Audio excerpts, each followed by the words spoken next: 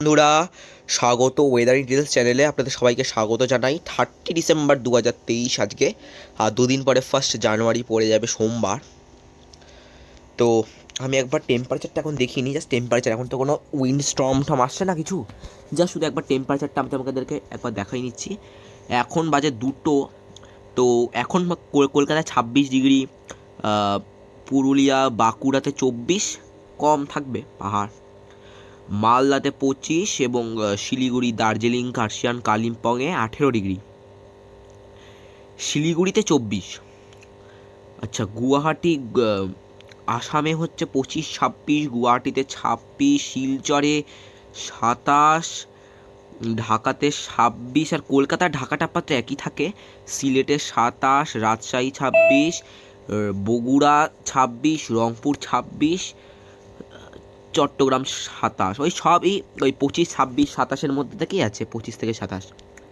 আমি যদি একটু রাতের দিকে যাই, ওই রাতের 11টা নাগাদ, কলকাতার তাপমাত্রাটা হচ্ছে 16, বাঁকুড়া পুরুলিয়ার দিকে 14 এবং শিলিগুড়িতে 15 এবং দার্জিলিংয়ে 4।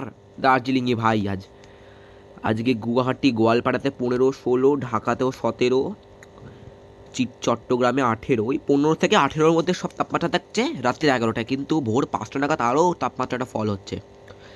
ভোর 5টা নাগাদ কলকাতায় থাকছে 14 ডিগ্রি, পুরুলিয়া বাঁকুড়া থাকছে 12 ডিগ্রি এবং শিলিগুড়ি দার্জিলিংয়ে থাকছে 2 ডিগ্রি। দার্জিলিংয়ে, গুয়াহাটি গোয়ালপাড়াতে 13, 12, ঢাকাতেও 15, শিলচর সিলেটে 14, 13, চট্টগ্রামে 15, সব 12 থেকে 15-র মধ্যে থাকছে। আর আমাদের যে ভারতের শান, নিউ দিল্লি, আমাদের ক্যাপিটাল, তো সেখানে 9 ডিগ্রি থাকছে। ঠিকই থাকছে, কিন্তু আগের বছর আমি একটা শর্টসের ভিডিও ঢেলেছিলাম, তো সেই ভিডিওতে দেখা গেছে যে মাইনাসে চলে গেছিলো তাপমাত্রা একবার, এইখানে এই কোটার সময় 0 ডিগ্রিতে চলে গেছিলো তাপমাত্রা। এবছর সেটা রিপিট হচ্ছে না, আমি দেখছি, তাই দেখি হয় কি না। এখানে কম তাপমাত্রা হচ্ছে না এবার দিল্লিতে। আগের বছর প্রচণ্ড কমে গেছিলো তাপমাত্রা, সেই কমে যাওয়ার সময় না খুব কষ্ট হয়েছিল দিল্লিবাসীদের। তো এটাই ছিল ওয়েদার আপডেট। তাপমাত্রায় দেখিয়ে দিলাম একবার, স্যাটেলাইটে দেখিয়ে দিই কোনো মেঘ আছে কি না। না, পুরো আকাশ পরিষ্কার, হালকা একটা মেঘ আছে ওই মালদার উপর দিয়ে, কিন্তু তাও খুবই সামান্য, কিছু হবে না। আর তো কোনো কিছু দেখতেই পাচ্ছি না। উইন্ড গাছটাও যদি দেখিনি, কোনো টাইপের কোনো সাইক্লোন, ঘূর্ণাবর্ত কিছু দেখতে পাচ্ছি না। তো এটাই ছিল আজকের আবহাওয়ার খবর।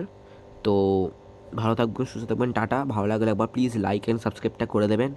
তো আজকের জন্য ব্যাস এটুকুই। ভালো থাকবেন, সুস্থ থাকবেন, টাটা।